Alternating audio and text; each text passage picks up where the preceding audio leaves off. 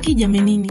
Nchi nzima bado inaomboleza kufuatia maafa yaliyotokea katika shule ya upili ya Utumishi Girls Academy kule Gilgil.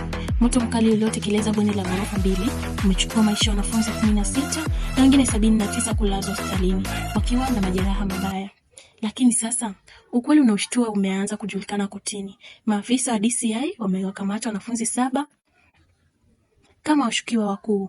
Inasemekana mpango huo ulisukwa usiku huo wa maafa kama mgomo baada ya usimamizi wa shule kubadilisha tarehe za mtihani ghafla na pia kutoza ada ya ziada hafla ya kitamaduni.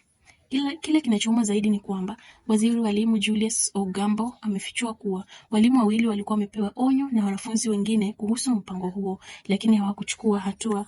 Isitoshe, mlango mmoja mkuu wa dharura uliokuwa umefungwa kwa kufuli, jambo lililowafanya wasichana wengi kukwama na wengine kulazimika kuruka kutoka gorofani.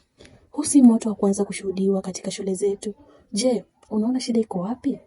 Ni ukosefu wa nidhamu, msongo wa mawazo kwa wanafunzi, au ni uzembe tu wa usimamizi wa shule? Hebu niambie maoni yako hapo chini. Na usisahau kusubscribe kwa habari zaidi.